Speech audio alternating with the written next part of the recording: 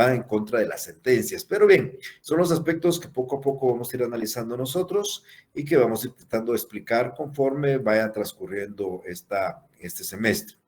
La clase, el semestre anterior, cuando yo empecé a hablar de los procesos, ustedes recordarán que yo les decía que había una clasificación de Carneluti que dividía los procesos atendiendo a su función, que esta clasificación había sido utilizada por Eduardo Couture en la creación de su código procesal del Uruguay en los años 40 del año pasado, del siglo pasado, y que por supuesto también nuestro código procesal regulaba eso. Esos procesos atendiendo a su función se clasifican en tres.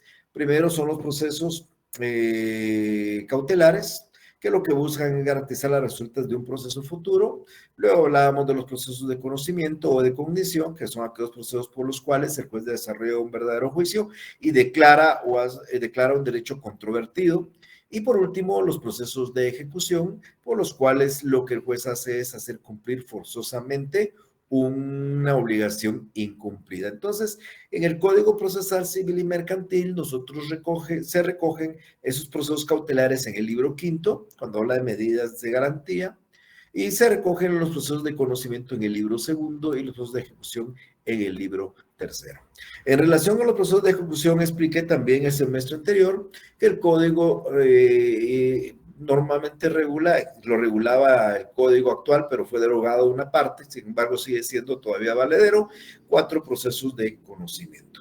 Un juicio ordinario, que era el prototipo de todos los procesos de conocimiento, del cual se sacan las normas de ese para aplicarse por analogía a los demás. Un juicio oral, del que me voy a referir hoy, un juicio sumario, que es breve sus plazos, similar al ordinario, pero de plazos más cortos, casi la mitad del proceso ordinario, pero reducido en ese sentido, en ese monto, y un proceso que se excluye del ámbito eminentemente judicial para ser tramitado ante personas particulares que nosotros vamos a denominar árbitros, y me refiero al proceso arbitral. Entonces, amigas y amigos, 4 procesos de conocimiento: el ordinario, el oral, el sumario y el arbitral. El semestre anterior abordamos ahí sí que a la saciedad el juicio ordinario, desde la demanda hasta la sentencia, explicamos cómo se tramitan, las actitudes del demandado frente a la demanda, sus medios de defensa, las excepciones previas, las excepciones perentorias, el procedimiento probatorio, cómo se ofrece, cómo se propone, cómo se diligencia, hasta que llegamos a la sentencia.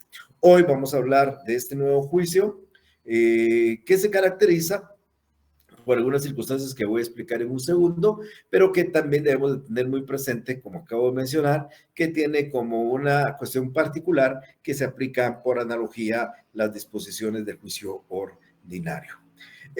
La oralidad, mis estimadas amigas y amigos, es un tema muy antiguo. La realidad es de que esto apareció antes que la escritura, eso es lógico.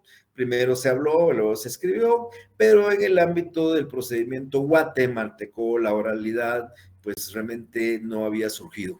Desde el momento en que nosotros fuimos conquistados por los españoles, los procedimientos judiciales se han desarrollado en forma escrita, ha prevalecido la escritura, y no es hasta más o menos en los años 40 del siglo pasado, en la época de la Revolución, cuando se promulga el Código de Trabajo, en cuyo interior aparece el procedimiento laboral, que es el juicio ordinario laboral. Este juicio ordinario laboral se caracteriza ya porque se aplica la oralidad. Es decir, el antecedente más antiguo de la oralidad en nuestro país lo tenemos con el juicio ordinario laboral. En los años 60 aparece nuestro Código Procesal Civil y Mercantil, que sustituye a la Ley de Enjuiciamiento Civil, el Decreto 2009, y este nuevo código que ustedes ya conocen, que estamos discutiendo y que estamos peleando, ya introduce una modalidad de oralidad. A ese es el juicio que nos vamos a referir. Un proceso, una oralidad cuyos autores del código pues tuvieron un poquito, me imagino, de temor, pues no quisieron arriesgar mucho e introdujeron la oralidad para ciertas cuestiones muy particulares. Siguió prevaleciendo la escritura, todo nuestro proceso es escrito, pero en el caso del juicio oral, pues tiene la facilidad de que, tal como su nombre lo indica, el proceso también se puede desarrollar a viva voz, es decir, en forma oral. El código, el proceso penal, ustedes saben que es oral, y eso surge en los años 90 del siglo pasado. Entonces, en su orden, primero hubo un juicio oral laboral, que todavía existe. Este es el segundo, el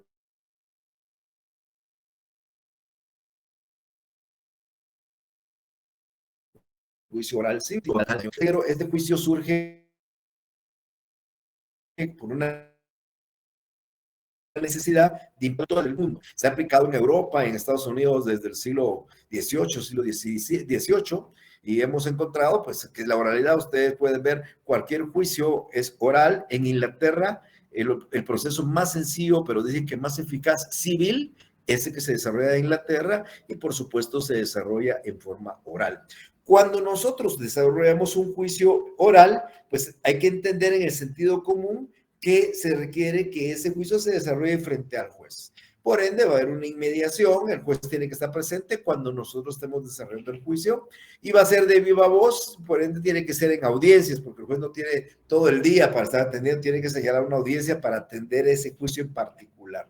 Entonces, algunas de esas las características, yo ya me estoy adelantando del juicio que vamos a analizar. Hoy, este tema lo vamos a dividir en dos partes por lo menos. La primera la vamos a explicar hoy y hoy vamos a hablar en términos generales del procedimiento oral Voy a hablar de qué consiste, voy a explicar cuál es el procedimiento, cómo se desarrolla, para que después en las siguientes sesiones ya hablemos en forma individual de los asuntos que por ley del Código Procesal Civil y Mercantil se tramitan en esta vía.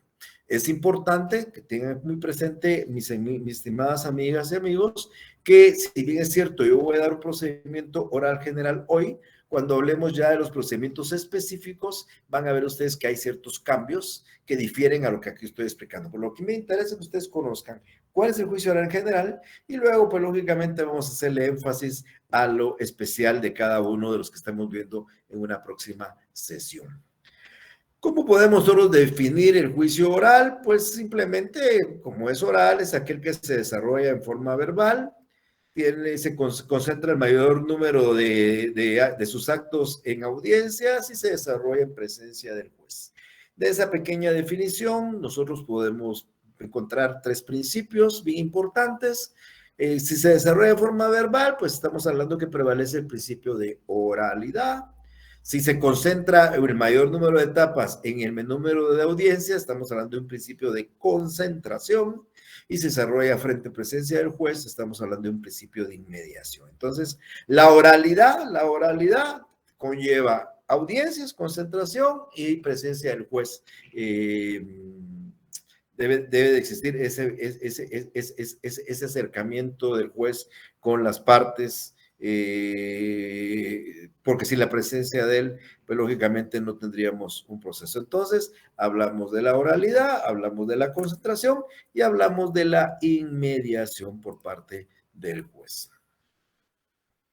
Entonces, vamos a hablar de ese juicio oral que realmente es nuevo, porque este juicio oral, como decía un minuto, no existía en la ley derogada procesal anterior, y como acabo de mencionar, pues es un proceso que surge con este código y ante la necesidad de incluir la oralidad en nuestra legislación. Y la primera característica de ese juicio oral, pues como acabo de explicar, es que es un procedimiento verbal. Lo verbal no implica que es eminentemente verbal. Lo que dice la ley es que es verbal, pero también se puede hacer por escrito. Es decir, vamos a desarrollar el juicio en forma verbal si ustedes lo quieren o presentando los escritos que correspondan, pero no va a ser como pasa en un juicio ordinario donde las solicitudes tienen que ser eminentemente escritas o en un juicio sumario, en un juicio de ejecución, sino en este nos da la posibilidad de presentar la demanda en forma verbal, la posibilidad de contestar o tomar una actitud frente a la demanda en forma verbal, proponer medios de prueba, presentar alegatos, interponer medios de impugnación de palabra. Esa es la idea de este proceso que estamos analizando a partir del día de hoy.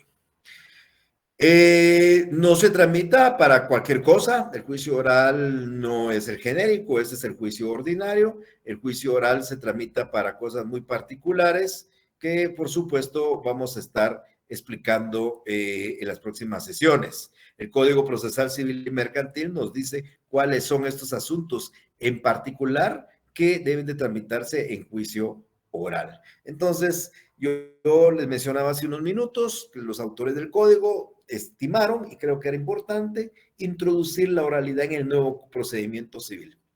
Pero tuvieron una preocupación y la preocupación era si iba a funcionar o no iba a funcionar.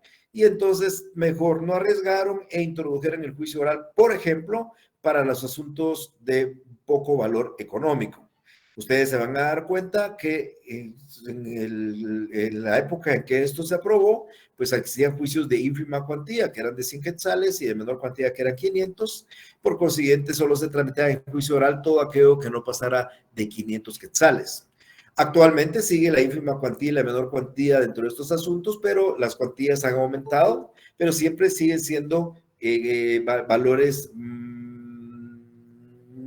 de valor significativo. Eso, reitero, estaremos explicándolo oportunamente, pero lo hizo el legislador, estimo yo, ante la preocupación de que esto no funcionara. E igualmente introdujo esto para declarar derechos que realmente no eran meramente controvertidos, sino eran procesos muy sui generis. Por ejemplo, no se plantean en esta vía los juicios de alimentos. En los juicios de alimentos, la discusión del juicio de alimentos no es si alguien tiene el derecho y otro tiene la obligación de dar alimentos, porque eso de hecho hay que probarlo con la demanda.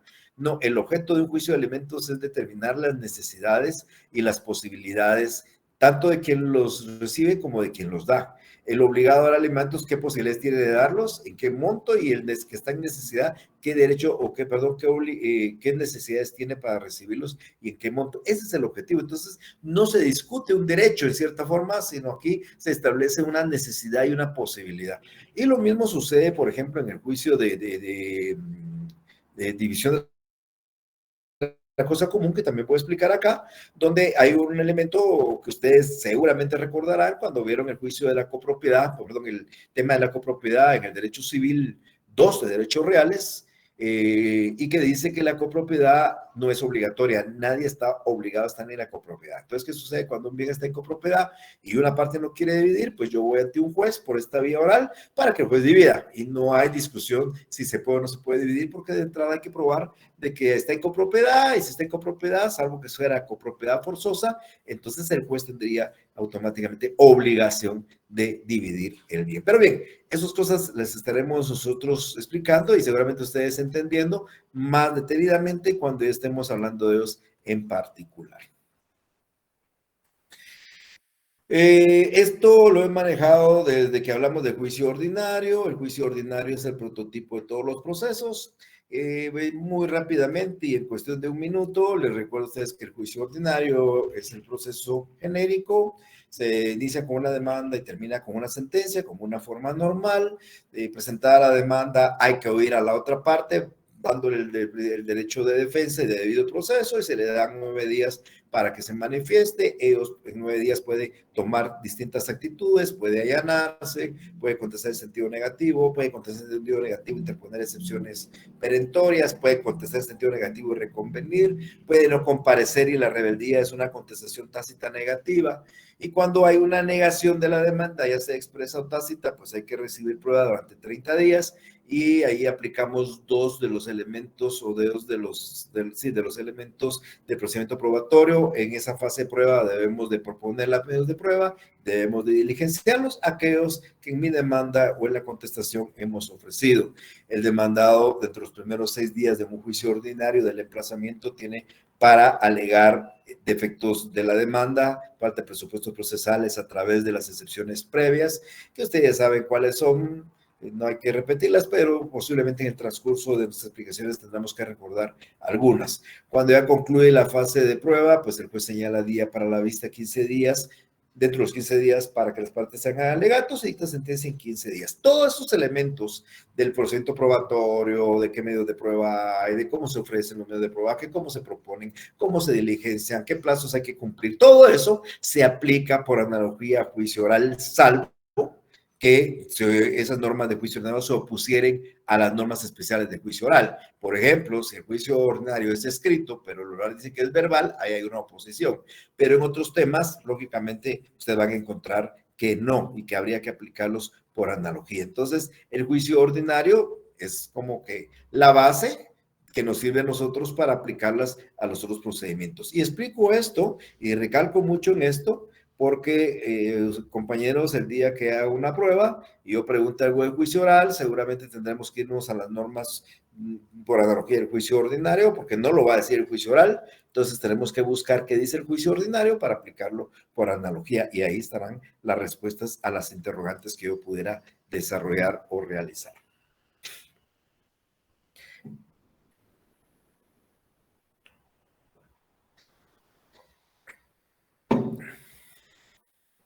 Como yo les decía, este proceso se desarrolla frente al juez, entonces el juez lo que hace es señalar audiencias para recibir a las partes y desarrollar el juicio frente a él. El juicio oral, mi particular punto de vista, y así lo explico, con ustedes se desarrolla en una audiencia. En esa audiencia debiera desarrollarse todas las etapas complementarias del juicio. O sea, ya se presentó la demanda y ahora todo lo demás, la contestación de demanda, interposición de excepciones previas, perentoria, reconvención, allanamiento, proposición de medios de prueba, diligenciamiento de medios de prueba, debería desarrollarse en esa audiencia. Como lamentablemente es normal, no podría suceder que esa audiencia no fuera suficiente para realizar y diligenciar medios de prueba, pues la ley habla de una segunda y hasta una tercera audiencia, pero es específicamente para eso, para rendir la prueba. Entonces, ténganlo ustedes muy presentes que el juicio ahora se desarrolla en una audiencia, pero pudieran existir hasta dos más, pero específicamente para rendir prueba.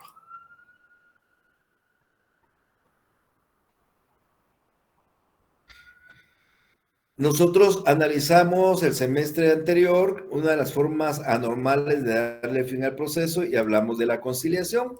¿Y qué entendimos por la conciliación? Dijimos que la conciliación era un mecanismo por las cuales el juez, mediante argumentos, el juez trata de dirigir algunas fórmulas para que las partes lleguen a un acuerdo y terminen el juicio. O sea, hay distintas formas anormales de juicio, pero la conciliación es una. El allanamiento es otra, la renuncia es otra, la confesión es otra, el desistimiento, pero bueno, en el tema de la conciliación es un mecanismo que se utiliza en los juicios para buscar un acuerdo y tener que evitar llegar a la sentencia. Busca el juez que las partes se pongan de acuerdo en relación a la controversia y le busquen una solución y se acuerde una solución. Voy a tratar de poner el ejemplo de un accidente de tránsito donde el actor está reclamando el pago de 20,000 quetzales por los daños ocasionados a su vehículo y presenta una demanda. Estoy hablando de una demanda, no estoy explicando cuál es el procedimiento de una demanda cualquiera, y entonces el juez pues puede llamar a las partes a conciliar o una de las partes pedirle al juez que cite a conciliar, y entonces el juez intenta una conciliación y le busca una fórmula ecuánime. Por ejemplo, pensar que la parte quiere 20,000 y el otro le ofrece 10,000 y al final llegan a un punto de 15,000 y que esos 15,000 se van a pagar en 3 pagos de 5,000 y se van a fijar las fechas y ahí se puede terminar el juicio. Pero la conciliación en cualquier juicio es optativa. A lo que me refiero con esto es que en cualquier juicio el juez pudiera señalarla o no señalarla, no es parte del juicio. O una de las partes puede pedírsela al juez y la juez la puede conceder. Pero en el juicio oral es obligatoria. O sea, en el juicio oral, distinto a juicio ordinario, distinto a juicio sumario, distinto proceso de ejecución, que también es muy relativo, que se puede señalar, la conciliación es obligatoria en el juicio oral. Y así, como voy a explicar en unos minutos, así empieza la audiencia, intentando conciliar. Yo creo que esto es un tema bien importante. Las estadísticas nos dicen a nosotros que los juicios orales, la mayoría, no voy a poner un dato estadístico real porque no lo sé, pero la estadística nos dice que un buen número de juicios, y diría que un número mayor al 50% terminan en la conciliación.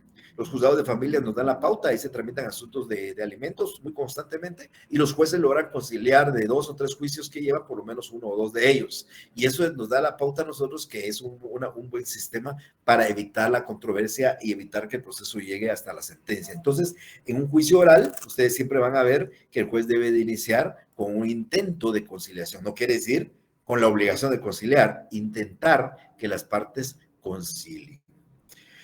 De lo que estamos tratando de explicar, podemos recordar algunos principios que hablé el semestre anterior y que los recoge el juicio oral y que por supuesto son importantes que ustedes traten de recordar. El primero ya hablamos, el principio de oralidad, porque el proceso se puede desarrollar a viva voz.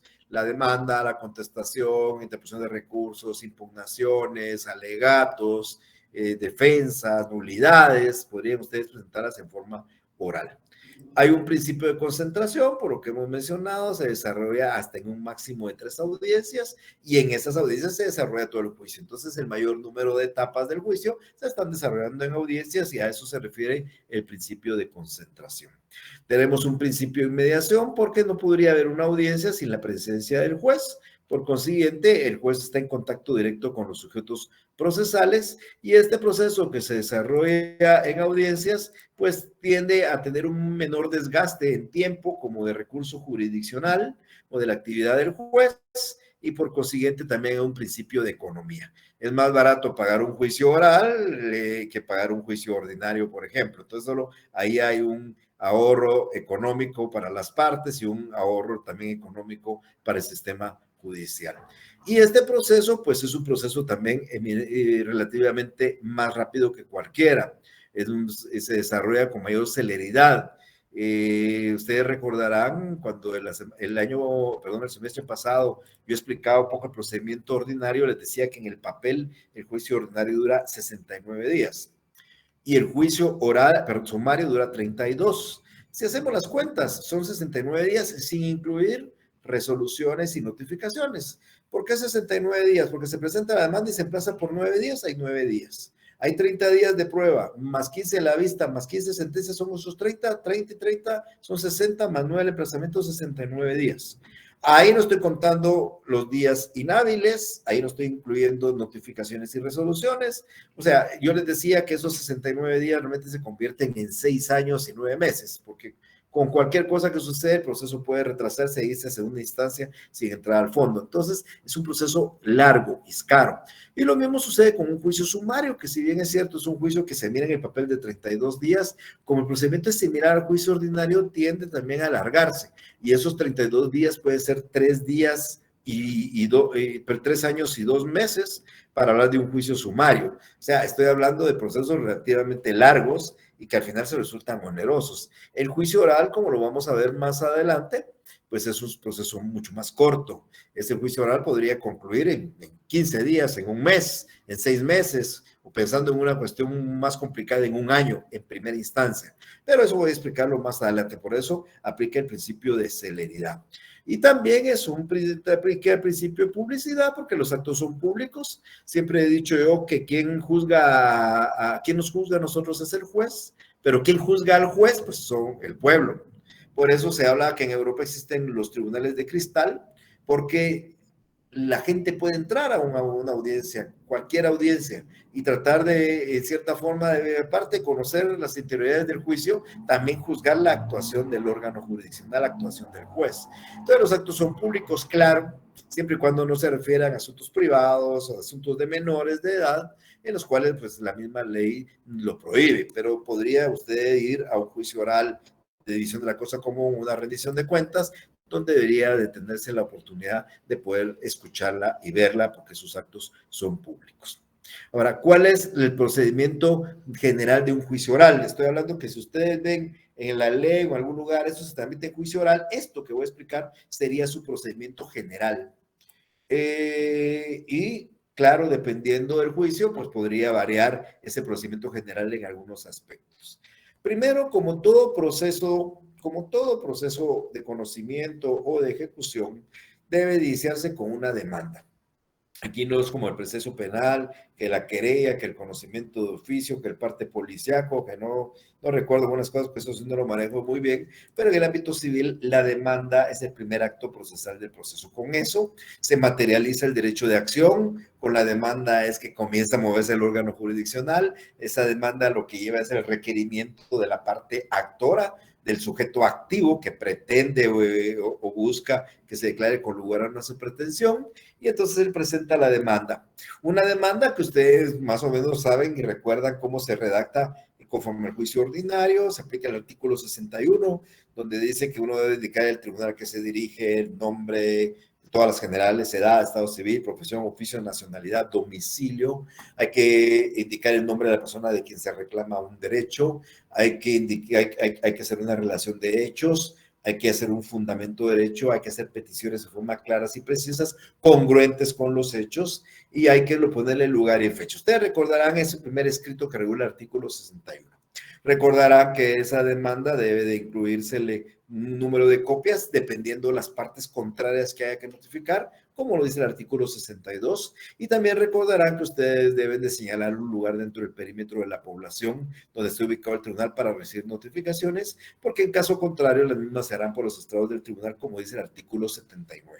Recordará que el artículo 106 y 107 dice que la demanda, además de todo lo que hemos explicado y que también lo vuelve a incluir ahí, también tiene que ser un ofrecimiento de los medios de prueba. Y las peticiones, como insisto, deben ser congruentes con los hechos. Entonces, esa demanda que ustedes ya saben cómo se hace en forma escrita, en el juicio oral la puede presentar de esa manera escrita o también la puede presentar en forma verbal. En el caso de que sea de forma verbal, pues hay que hacerlo ante el secretario del tribunal, y uno se la va a redactar, se la va a dictar, y el secretario estará levantando el acta que contiene la demanda, pero deben de cumplir ustedes con todos los requisitos que establece, reitero, el artículo 61, el 62, el 79, el 106 y el 107 del Código Procesal Civil y Mercantil. ¿Qué hace el juez cuando la demanda ha cumplido con todos estos requisitos? O sea, cuando el juez ve que la demanda de forma está bien planteada, ha cumplido con todos los requisitos de forma, entonces el juez, sin entrar a considerar el fondo, porque eso para mí no le corresponde a él, sino hasta que dicte la sentencia, entonces el juez debe de señalar una audiencia para juicio oral. El juez debe decir: se señala la audiencia del juicio oral para el día tal, y debe de prevenir a las partes que en esa audiencia comparezcan con sus respectivos medios de prueba. E igualmente debe apercibir a las dos partes para que aquella que no comparezca le va a continuar el juicio en su rebeldía. Aquí es importante resaltar de que la ley, al analizar la ley, no da un plazo para señalar la audiencia. Es decir, hoy presento la demanda y la audiencia me la podría señalar dentro de 15 días, como la puede señalar dentro de 2 meses o dentro de 6 meses, que legalmente es válido porque la ley no nos dice un plazo máximo para señalarla. Por consiguiente, dependiendo de la agenda que tenga el tribunal, así señalará la audiencia para juicio oral. Pero lo que sí dice la ley es que para que la audiencia sea válida, debe notificar entre el acto de la notificación y el día de la audiencia, deben por lo menos mediar 3 días. Me explico esto, que ustedes lo van a encontrar en la ley. Si yo presento una demanda hoy, pero no, y señalan una audiencia para el martes de la semana entrante, esto tendría que notificarse como de lugar mañana miércoles a más tardar, porque si notifican mañana miércoles la audiencia del martes, entre el miércoles, que es la notificación, y el martes, que es la audiencia, hay de por medio 3 días. O sea, va a estar el jueves, el viernes y el lunes como días de por medio entre la notificación y la audiencia. Entonces, el juez tiene que ser muy cuidadoso que al momento de señalar una audiencia dé el tiempo suficiente para poder notificar con la anticipación que aquí se ve. O sea, lo trato de explicar nuevamente. Si hoy me notificaran a mí una audiencia, hoy, que es martes, para el viernes, legalmente no se puede llevar a cabo la audiencia, porque entre hoy y el viernes solo hay 2 días por medio, que es el miércoles y el jueves. Entonces, si hoy me notifican una audiencia, la misma debe haber sido señalada lo más cercano para el día lunes, para que esa audiencia sea legal. Claro, si la señalaron para dentro de 5 meses, pues lógicamente van a mediar más de 3 días, van a mediar 5 meses entre la notificación y la audiencia, lo cual lógicamente es legal, pero lo que no es legal es que no medien esos 3 días entre el acto de la notificación y la audiencia. Esto es bien importante porque el día que ustedes les notifiquen una audiencia, ustedes tienen que verificar que se cumpla con esto, y si no, no habría obligación de ir a la audiencia, y en caso que ustedes no vayan y el juez la desarrolle, cabría una nulidad, porque esa audiencia no podría desarrollarse por no cumplir con ese requisito que hemos explicado acá. ¿Cómo se practica la audiencia? Bueno, el día de la audiencia, vamos a suponer que la audiencia fue notificada con la anticipación debida y la audiencia es el día de hoy. Entonces, solo para tratar más o menos de ejemplificarles a ustedes, de darles una idea, el juez, pues lógicamente va a estar en su tribunal. Los tribunales ahora ya tienen una su sala de juicios donde el juez está pues subido en una tarima o a veces a la misma distancia, pero lo normal es que esté arriba de ustedes. Va a estar por un lado la parte actora con su abogado, por la otra parte la parte demandada y su abogado, y el juez, previa identificación que hace el auxiliar judicial de las partes del DPI, de las partes del carnet de colegiado activo de los abogados, ya que estén calificados y que el juez empiece la audiencia, lo primero que el juez va a intentar era lo que yo les mencionaba, va a intentar la conciliación.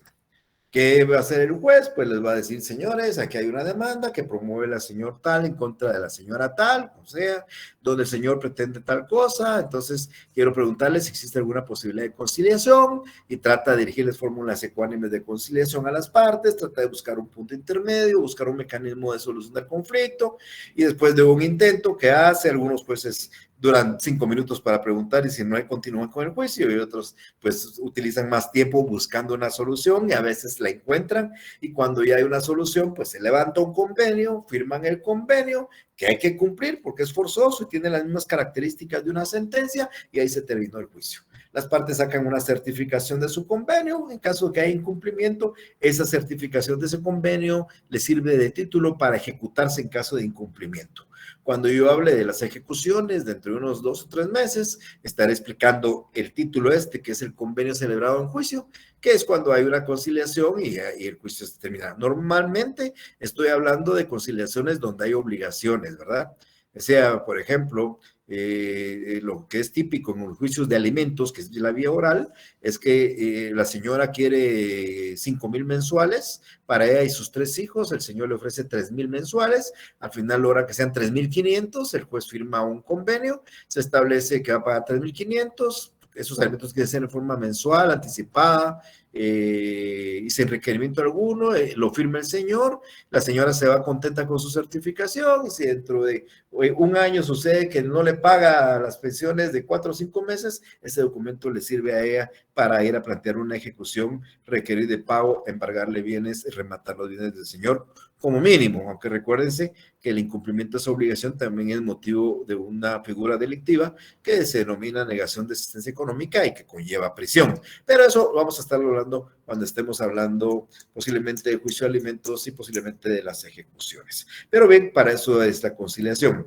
Hay una segunda etapa que no aparece en el código. Usted no va a encontrar esa ratificación de la demanda. Pero para explicar esto, quisiera preguntarles a ustedes. ¿Alguno de ustedes se recuerda en el juicio ordinario hasta en qué momento se puede ampliar la demanda? En un juicio ordinario, ampliar la demanda. Tan amable, muchas gracias. Bueno, esto lo pregunto porque el hecho de contestar la demanda cierra el paso para poderla ampliar. Y como ustedes se podrán dar cuenta, como estoy explicándolo acá, después de la intento de conciliación vendría la contestación de la demanda. Entonces, antes de eso, intermedio, el juez le pregunta a la parte actora si amplía su demanda. Si la ampliara, entonces la audiencia hay que suspenderla, porque ha cambiado las condiciones de la demanda. La demanda original que tenía el demandado ya no es la misma porque el actor la está ampliando. La está ampliando en hechos, la está ampliando en pretensiones, la está ampliando en pruebas, no lo sé en qué está ampliando, pero la está ampliando. Entonces el juez tendría obligación de suspender la audiencia y señalar otra para que ahí el demandado llegue a contestar. O a veces da la oportunidad, la ley también lo permite, si el demandado quisiera, pese a la ampliación, poderla contestar. Pero entonces por eso existe esa etapa. Ahora, cuando la parte no amplía la demanda, sino que la ratifica, entonces entramos a la siguiente etapa en ese mismo día que estamos desarrollando, y es la contestación de la demanda y la interposición de excepciones. Una pregunta más para ustedes. ¿En qué momento se interponen las excepciones perentorias en un juicio ordinario?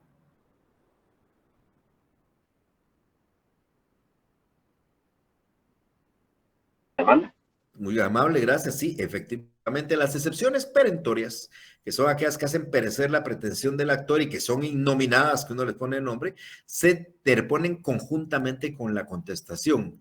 ¿Y las excepciones previas en qué momento se interponen? En el juicio ordinario. Antes de contestar la demanda. ¿En qué plazo?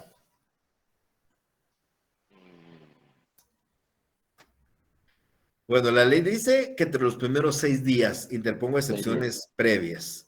Entonces, lo que también he explicado es que la excepción previa no se llama previa porque se pone previo a la demanda, no. Se llama previa porque es de previo pronunciamiento a la sentencia. O sea, si hay va a dictarse una sentencia y hay una excepción previa, primero se resuelve la excepción previa antes de entrar a resolver sobre el fondo. Si hay una excepción previa, hay que discutirla primero, porque la excepción previa lo que está alegando es que falta un presupuesto de validez del proceso. Y si falta un presupuesto de validez del proceso, no puede el juez entrar a considerar el fondo, porque puede ser incompetente, porque falta, por lo que sea. Entonces, las excepciones previas por eso se llaman.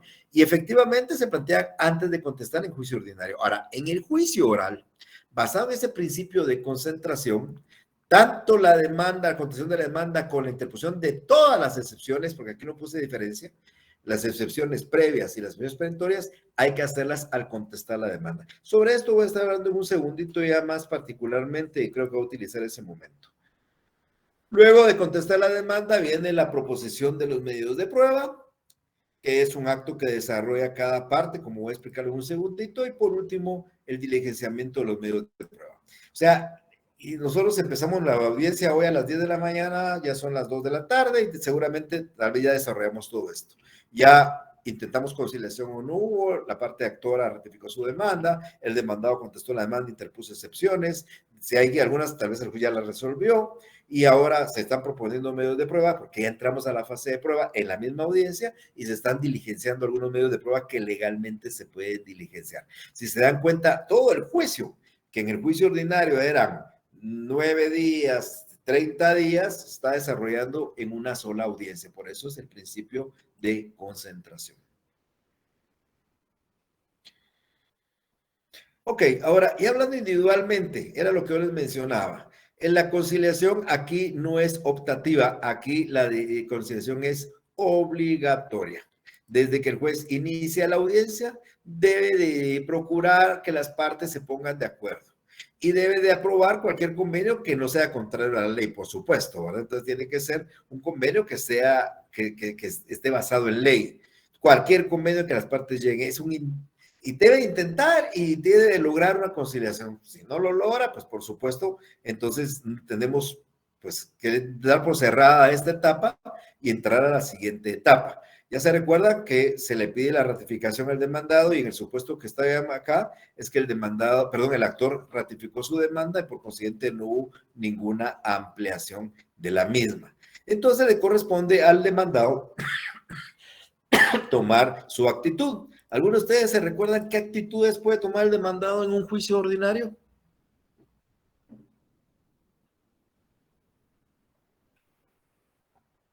No sé si negación o rebeldía.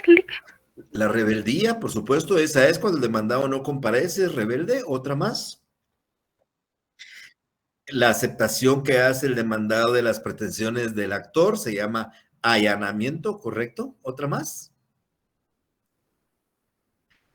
Cuando contesta en sentido negativo en forma expresa, esa es otra. Además de la contestación negativa en forma expresa, puede alegar circunstancias modificativas o extintivas a través de las excepciones perentorias y todavía puede contrademandar, o sea, puede reconvenir. ¿Se recordarán que normalmente yo expliqué eso? Yo dije que el demandado en un juicio ordinario puede decir sí o decir no. Decir sí significa allanarse y decir no significa negar, pero que esa negación de la demanda podría ser expresa, cuando lo hace de forma expresa, lo hace por escrito negando, o lo hace de forma tácita cuando es rebelde. Y cuando lo hace en forma expresa, además de contestar, podría plantear ciertas circunstancias modificativas o extintivas de la acción, que se llaman excepciones perentorias, y además podría contrademandar. No está obligado a contrademandar ahí, podría presentar su demanda en otro tribunal, pero lo lógico es que cuando lo presente en otro tribunal se vaya a tener que acumular esa demanda a la que está acá, porque no pueden haber fallos contradictorios. Esa es la razón de la acumulación de acciones y esa es la razón de la reconvención. Pero bueno, esas actitudes que acabo de mencionar y recordarles a ustedes son las mismas que la parte puede adoptar en un juicio oral. Ustedes no lo van a encontrar en el juicio oral porque estamos aplicando por analogía el juicio ordinario. Pero aquí lo más importante es que aquí todos todo, o sea, la contestación de la demanda y las excepciones, interposiciones de excepciones previas y excepciones perentorias, todo y reconvención, todo tiene que hacerle contestar la demanda. No es como el juicio ordinario que previamente contestar puede interponer excepciones previas. Si ustedes en un juicio oral, antes de contestar, interponen excepciones previas, el juez se las va a rechazar porque son prematuras. Entonces, cuando ustedes estén en juicio oral y les toque contestar la demanda, tienen que decirle, señor juez, vengo a contestar la demanda en sentido negativo. También interpongo la excepción previa de falta de personalidad, demanda efectuosa e incompetencia, e interpongo las excepciones perentorias, ya les pongo yo mi nombre, que creo que es el que se aplica más, y también vengo a reconvenir. Todo lo hay que hacerlo por basado en el principio de concentración en ese mismo momento. Si ustedes algo no hacen en ese momento, o es prematuro o es extemporáneo, y el juez podría ya no admitirlas antes ni después de eso, porque hay un principio de concentración para desarrollarlo todo. Por supuesto, a veces cuesta entender un poco esto, pero poco a poco vamos a ir tratando de explicarles para que ustedes vayan entendiendo. Pero todo, ustedes están en la audiencia, ya el juez trató de conciliar, no llegaron a un acuerdo, el demandado ya ratificó, el actor ya ratificó, y le van a decir a usted, abogado de la parte demandada, licenciado, cuéntenos usted, y usted le puede decir, mire, traigo mi contestación aquí por escrito, y estoy contestando la demanda en sentido negativo, estoy interponiendo las 2, 3 excepciones de A, B y C, estoy planteando excepciones perentorias y estoy reconviniendo al actor. Todo eso en mi contestación. O se lo hace verbalmente, porque tiene las dos alternativas. Normalmente, por ahorrarse tiempo, nosotros los abogados llevamos esa contestación por escrito, porque si lo hacemos verbal, pues lógicamente esto estamos de no acabar. Si comenzamos a redactar nuestra contestación, incluyendo excepciones previas, perentorias, reconvención, nos vamos a llevar 3 o 4 horas solo estar dictando esa nuestra contestación. Por eso es que se hace por escrito, pero existen las dos opciones por ese principio de oralidad que prevalece. Ustedes ya lo saben a la saciedad, que la prueba nunca entra en forma desordenada al juicio. Yo no puedo llevar cualquier medio de prueba al juicio. Hay 3 etapas de procedimiento probatorio. Recuérdenmelos, por favor.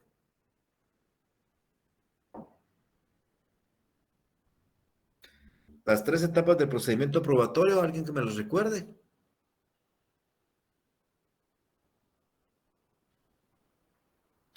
Bueno. La presentación, proposición y el diligenciamiento. Ok, la primera se llama ofrecimiento. La segunda, como usted dijo, proposición. Y la tercera, el diligenciamiento, como usted dijo. Entonces es ofrecer, proponer y diligenciar. La proposición también se llama petitorio. Entonces es ofrecer, proponer o pedir y diligenciar. El ofrecimiento es un anuncio que las partes hacen al juez de la prueba que van a pedir o van a proponer. Ese anuncio, el actor obligadamente lo hace en su demanda. Y ese anuncio, el demandado obligadamente lo hace en su contestación. Porque es un requisito de esa demanda, de esa contestación, ofrecer la prueba. ¿Qué medio de prueba voy a ofrecer? Bueno, yo como actor voy a ofrecer 5 documentos, una declaración de parte y una declaración de testigos. El demandado en su contestación ofrece 2 documentos, la declaración de parte. Ese es el anuncio que nosotros hicimos. Yo no tengo que llevar ningún medio de prueba, lo que la ley me exige, y así lo expliqué en el juicio ordinario, es solo individualizar la prueba documental, que es la única que debo acompañar, y las demás las voy a generalizar en mi demanda y en mi contestación. Esa es la etapa de ofrecimiento.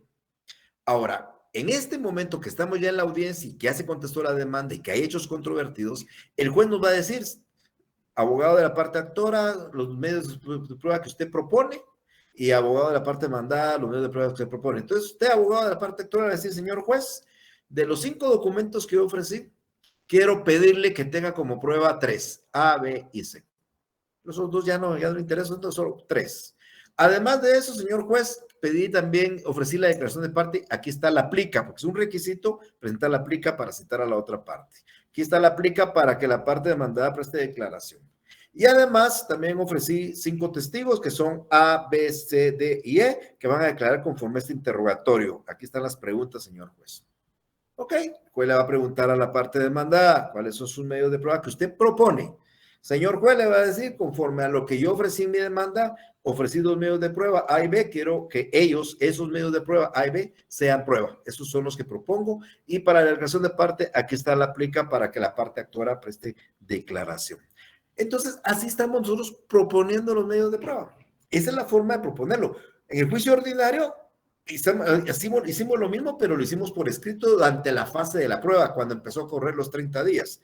Acá en el juicio oral lo estamos haciendo en la misma audiencia, por ese principio de concentración que varias veces he tratado de explicar. Ya con eso, el juez ahora le corresponde diligenciar los medios de prueba. Ahora, voy a hacer una pregunta no capciosa, una pregunta de integración de la norma. ¿Alguno de ustedes puede decirme si el juez podría en este momento, en esta audiencia, hoy, porque ya me recibieron las plicas, hacer el interrogatorio y preguntarle a las partes y dirigirle las preguntas a cada parte y hacer la declaración de parte? ¿Puede legalmente o no puede legalmente? Alguien que me pueda razonar si es que alguien quisiera hacerlo o se atreve a hacerlo. No podría, licenciado, porque hay que darles 3 días para la audiencia a las personas citadas. Tan amable, muchas gracias. Su respuesta es correcta parcialmente, no son 3 días, son 2. Pero exactamente eso pasa, porque el juicio ordinario dice que para que una persona esté legalmente obligada a presentar declaración debe ser citada con 2 días de anticipación para esa diligencia. Y aquí ellos venían no con la idea de eso y ahorita están presentando la plica, entonces el juez legalmente no puede desarrollar la declaración de parte y va a tener que hacer una segunda audiencia. Va a tener que señalar una segunda audiencia para recibir la declaración de parte. Ahora, la prueba documental sí, la prueba documental iba acompañada en el memorial de demanda y entonces el juez va a revisar y va a decir, como lo solicita la parte actora, se tienen como prueba los documentos A, B y C. Y como lo solicita la parte demandada, también se tiene como prueba el documento A y B que acompañó en su demanda y lo va a identificar. Pero esa prueba sí puede, pero la prueba de declaración de parte o una declaración de testigos o un reconocimiento judicial, como es con anticipación, no se va a poder hacer.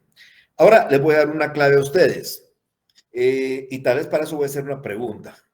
En el juicio ordinario el juicio ordinario, pero eso es para todo, existen 2 medios de prueba privilegiados. ¿Cuáles son?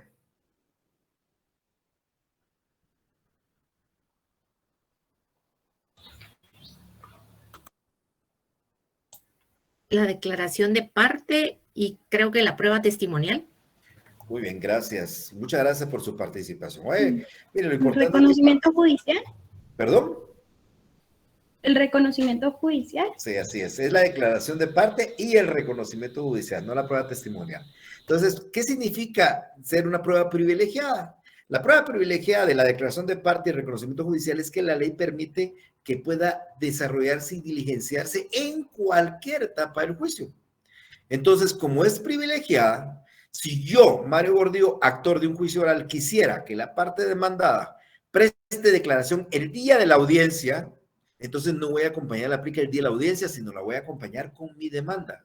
Voy a presentar una plica en mi demanda y le voy a hacer tras peticiones al juez, una para que en la parte, aparte de ir a juicio oral, ese mismo día también sea citado para prestar declaración de parte.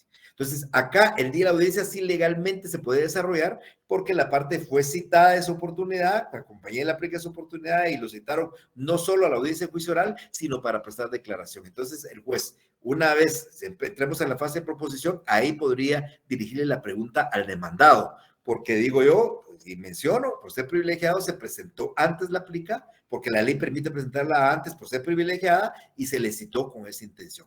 Lo mismo podría suceder con un reconocimiento judicial, que yo lo pida en mi demanda para que se practique después de que se concluya y entremos en la fase del diligenciamiento. Ahora, no sucede lo mismo esto, por ejemplo, con una prueba de declaración de testigos o no sucede lo mismo con una prueba de expertos, por decir algún ejemplo. Pero era importante que ustedes lo sepan. Entonces, el juez así diligencia la prueba. El juez como diligencia la prueba en un juicio oral idéntico lo hace en el juicio ordinario. Si hubiera sido declaración de parte, va a abrir la plica, va a tomar el juramento, va a calificar las preguntas, va a rechazar aquellas que no unen los requisitos, le va a dirigir las preguntas a la parte, va a incluir solo la respuesta, lo va a incluir en el acta del juicio oral y ahí va a terminar su declaración y va a faccionar el acta respectiva. Y lo mismo haría un reconocimiento judicial, teniendo que trasladarse al lugar donde corresponda y levantar y faccionar relacionar el acta sobre los puntos que son motivo de reconocimiento judicial. Ahora, ¿qué pasó con los testigos que yo también propuse? Esos testigos, el juez los va a diferir para la segunda audiencia. En esa audiencia van a llegar los testigos, voy a juramentarlos y se les va a dirigir las preguntas que hayan formulado por separado, tratando de que no se puedan relacionar ni antes ni después. Y una vez concluida la diligencia, firmarán el acta y así se incorpora la prueba de declaración testimonial. O sea, aplicamos los mismos elementos, el mismo procedimiento que ustedes ya entendieron en el juicio ordinario. Yo por eso explicaba que esa segunda y tercera audiencia se debe realizar porque el juez en la primera le es legal, como el ejemplo que acabo de mencionar, legal, o materialmente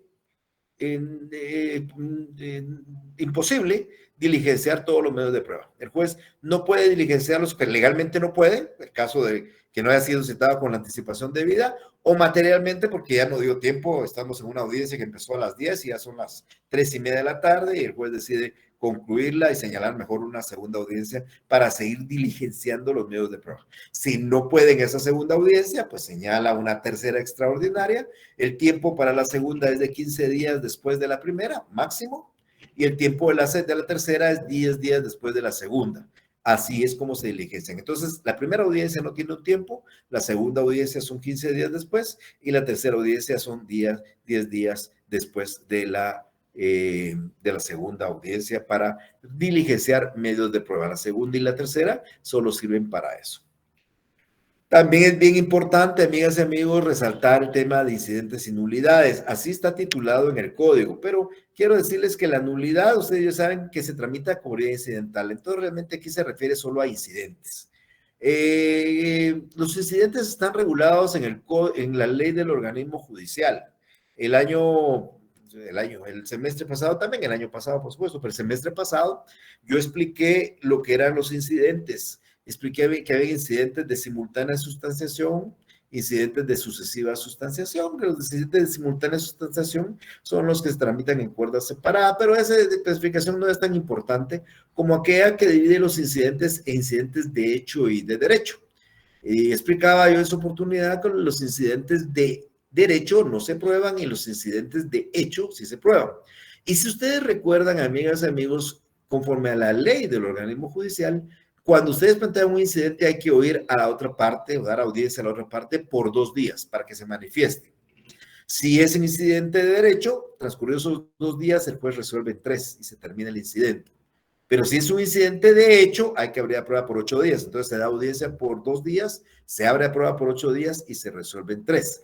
Así se tramitan los incidentes. En el juicio oral cambia eso.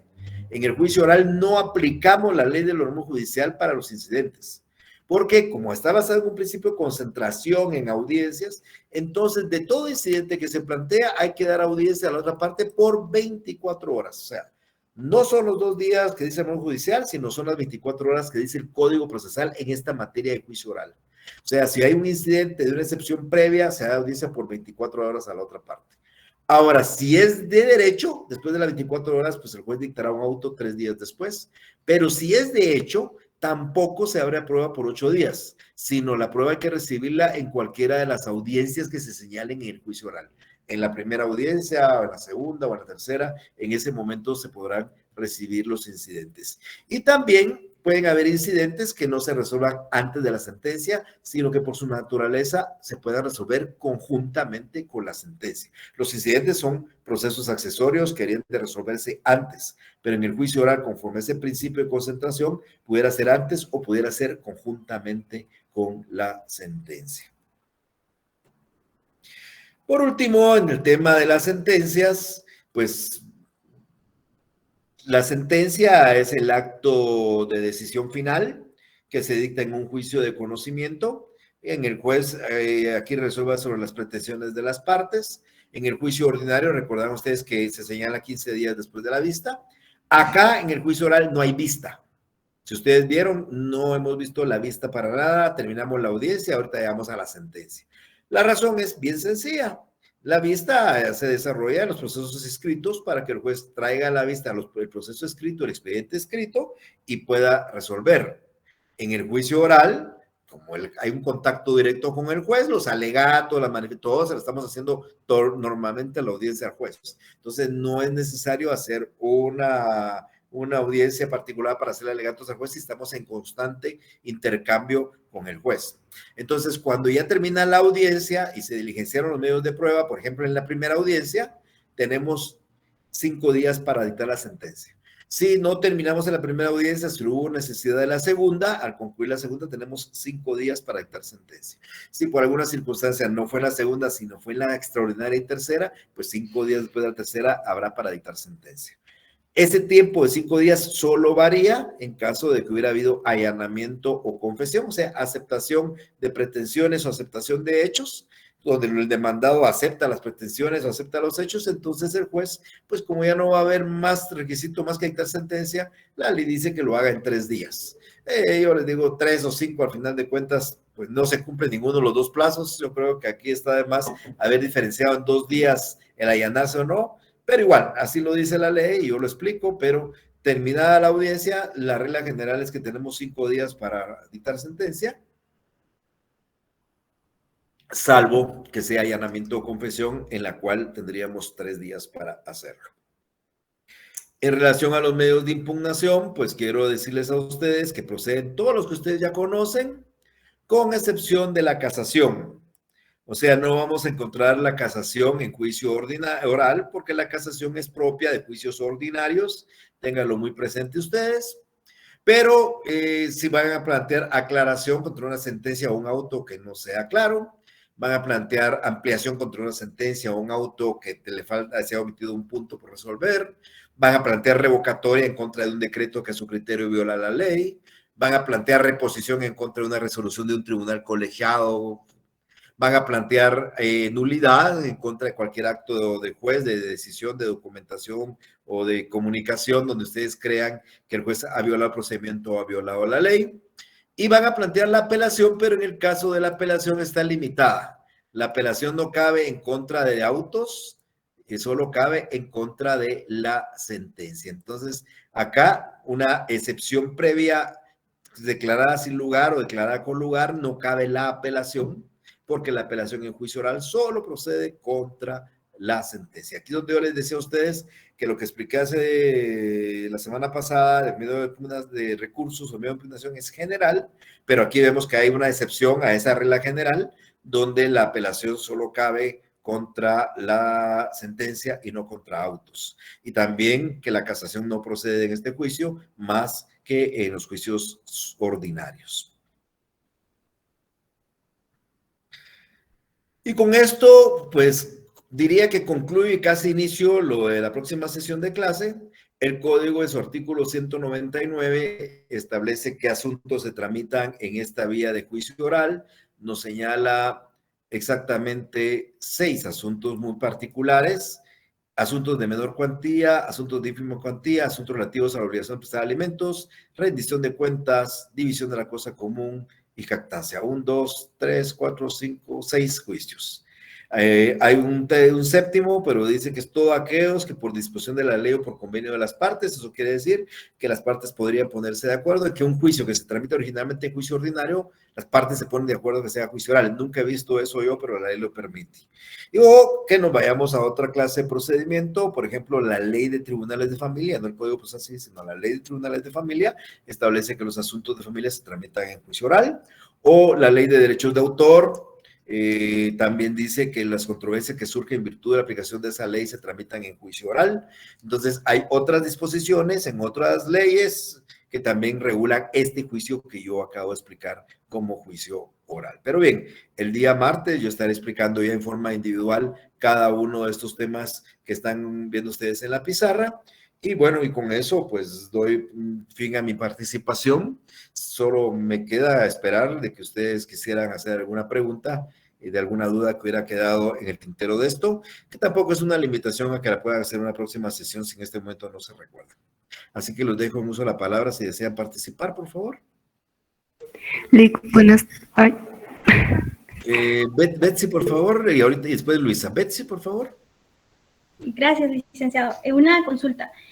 ¿Se puede aplicar el auto para mejor fallar en el juicio oral? Sí, también, Betsy, también se puede aplicar. El juez va a dictar sentencia y ve que hay dudas y puede hacerlo. O sea, pese a que no hay vista, dentro de los 5 días para dictar sentencia, el juez al comenzar a analizar, encuentra que algo le faltó, algo le falló, algo necesita y puede dictar otro por fallar. También, Betsy, gracias por su pregunta. Ok, y licenciado, tengo 5 preguntas de casación, pero si quiere lo dejamos de último y así le damos la oportunidad a los compañeros. Va, está bien, O Betsy. les doy ahorita, como usted diga. Bueno, no importa, dígame cuál es la duda. Mi duda es, estaba leyendo el Código Procesal Civil y Mercantil y más que todas son las preguntas, ¿a qué se refiere casación de los laudos arbitrales? Y me llamaba la atención porque nos indicaba que habían 2 presupuestos para la casación, del recurso de casación, y uno de esos es que se da solo en el procedimiento ordinario. Entonces, y lo volvió a rectificar hoy. Entonces, ¿a qué se refiere con esta casación de los laudos arbitrales en el artículo 123? Pues mire, Betsy, primero la felicito por ser muy meticulosa y estar viéndolo. Ese artículo está tácitamente derogado cuando la ley de arbitraje surge en el año 93. O sea, antes de la ley de arbitraje que surge en el año 93 y que regula el arbitraje ya como ley específica, el Código Procesal Civil y Mercantil hablaba de el fallo final de un arbitraje se llama laudo. O sea, en un arbitraje, en un proceso arbitral que vamos a ver nosotros, el fallo final no se llama sentencia, porque la sentencia la dictan jueces. Como estos son árbitros, se llama laudo arbitral.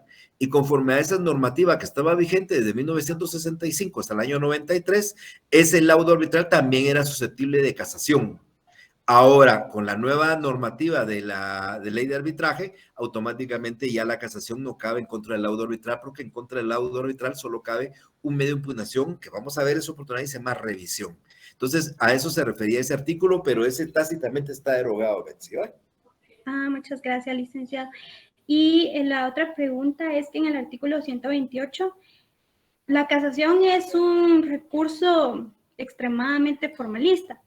Y dice que el recurso tiene que ir conforme al arreglo de ley. O sea, si me hace falta a mí un requisito, me lo rechazan de plano sin más trámite. No hay oportunidad para subsanar el error o pierdo mi casación. Gracias, Betsy. Muy formalista. No hay posibilidad de subsanar el error.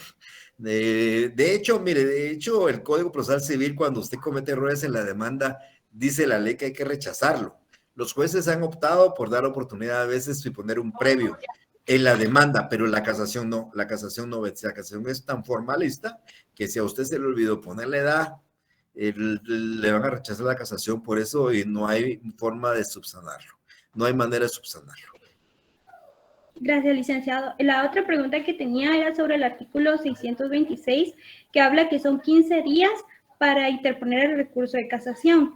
2 preguntas aquí. ¿Siempre puedo aplicar el artículo 154 de la Ley de Organismo Judicial y hacerlo antes de los 15 días? Y la segunda pregunta, ¿es muy poco tiempo, 15 días, para interponer un recurso tan formalista? Mire, Betsy, primero cuando le dan un plazo a ustedes, el plazo máximo. Usted puede plantear la casación al día siguiente que le hayan notificado la sentencia de segunda instancia, pero no puede hacerlo al día 16. Son plazos hábiles, nada más días hábiles, conforme a la ley judicial, porque es menos de un mes, entonces solo se cuentan días hábiles. Usted le puede, mire, pues, si usted es una experta en casación y conoce en casación, un día le es suficiente para plantear un recurso de casación. O sea, si usted conoce lo que es la casación, no va a tener ningún problema en plantearla. Primero, porque la casación no requiere medios de prueba. Usted no tiene que ir a buscar medios de prueba porque eso no está de probar nada. Es de demostrar el submotivo de la casación. Por tal cosa era incompetente el juez, lo alegué en primera instancia, lo alegué en segunda, le demuestro al tribunal que era incompetente y esto lo alego. Lo que hay que hacer hay algunos aspectos, principalmente en la casación de fondo, que hay que leer mucho la doctrina para entender en qué casos y cómo hay que aplicarlo. Por ejemplo, cuando dice la casación, en el caso que hay que señalar la doctrina legal violada, por ejemplo, en esos aspectos usted tendrá que irse a buscar doctrina legal, eso le puede llevar más tiempo, pero para mí 15 días, que al final de cuentas se convierten en calendario en 21 o 22 días, para mí es más que suficiente, Betsy, para una casación. Gracias, licenciado. La otra pregunta es sobre siempre la casación y dice que por lo menos deben de haber 5 fallos cuando lo que yo voy a hacer es violación de doctrina. Pero algo que me llamó la atención es que dice que no tienen que ser interrumpidos. O sea, si hay una interrupción, yo ya no puedo plantear esta situación. Lo que pasa es que la doctrina legal es la existencia de fallos emitidos por la Corte Suprema de Justicia en materia de casación, pero imagínese usted que usted encuentra 5 fallos en el mismo sentido, pero entre los 5 fallos hay uno intermedio que es completamente distinto, es lo que, donde ya no se puede alegar doctrina legal, porque ya no habría doctrina legal. La doctrina legal son 5 fallos consecutivos. Si hay en medio de ellos un fallo distinto por el mismo aspecto, automáticamente no existe doctrina legal en ese momento. Interesante, gracias, licenciado. Y ya con la última, el artículo 624 que dice, cuando se interpusiera recurso de casación por quebrantamiento sustancial del procedimiento y fuera desestimado, no podrá interponerse por ninguna otra de las causas que exprese este código, ni viceversa. Eso lo entiendo. Lo que no entiendo es, en consecuencia, el recurrente deberá invocar de una vez todos los motivos que tenga para impugnar la resolución recurrida. ¿A quién se va a interponer estos motivos? Lo que pasa que lo que está diciendo Betsy es que, vamos a ver, imagínense que usted vio que en el procedimiento se incurrió de error porque el juez era incompetente, pero además de incompetente, su cliente tenía falta de personalidad. Y además de esto, el actor actuó con falta de representación. Entonces usted alegó todos esos hechos en el transcurso del proceso, pero cuando plantea la casación, lo plantea solo por uno de ellos. Se la declara sin lugar y ahora pretende plantearlo por los otros dos. Lo que dice aquí es que hay un principio en el cual todos los submotivos de casación de procedimiento debe alegarlo usted conjuntamente. No puede hacerlo por separado. Gracias. Esto ya nos lo había explicado. Así Muchas es. gracias, licenciado. Le agradezco mucho. A usted. Gracias. A usted también felicitaciones por estar leyendo y estar preocupada de esto. Creo que Luisa, ¿quién era quien me había preguntado? ¿Que levantó la mano? Sí, Yoli, buenas tardes. Fíjese que me surgió una duda porque creo que no me quedó muy claro el tema de la aplica. La aplica la hace la parte actora. Por ejemplo, si van a hacer, si le van a preguntar, la hace la otra parte. O sea, la hace como que las otras partes para luego plantearlas, para que las lea el juez. Le entiendo su pregunta, Luisa. Mire, pues, una de las pruebas reinas en el proceso civil es la confesión. Entonces, si yo estuviera con usted casado, fuéramos esposos, y yo quiera alegar una causal de malos tratos como causal de divorcio, qué mejor que usted confesara que sí me da malos tratos. Entonces, yo le voy a formular preguntas para hacerla confesar a usted. O a la inversa, usted me va a formular preguntas para que yo confiese. Entonces, el interesado en presentar la declaración de la parte contraria presenta un pliego de preguntas en un sobre cerrado, buscando la confesión de la parte contraria. Así es como funciona el tema de la declaración de parte. O sea, no es un pliego de preguntas que yo dirijo para contestarlas yo mismo. Yo las dirijo, las presento en un sobre cerrado para que el juez en su oportunidad se la dirija a mi contraparte, porque yo estoy buscando que la contraparte confiese lo que yo he afirmado en mi demanda. Esa es la intención de esa prueba de declaración de parte. Ah, ok, licenciado, muchas gracias. Es que no me había quedado claro. No, por favor, pregúntenme todo, cualquier cosa y con mucho gusto. Esos temas los expliqué yo el semestre pasado, pero yo entiendo que por algún motivo se olvida o algunos de ustedes no estuvieron conmigo. Miren, pregúntenme lo que ustedes quieran, inclusive tal vez de lo que no hemos visto, también se los puedo responder, pero a veces podrían no entenderlo si ustedes no están hablando, pero igual yo hago una relación para que ustedes vayan entendiendo. Lo que yo quiero es que ustedes no dejen de preguntar o se queden con las dudas, porque miren, los exámenes, luego vienen los exámenes, y ahí es donde ustedes se dan cuenta que mejor hubieran preguntado para salir de la inquietud. De José Alfonso, por favor.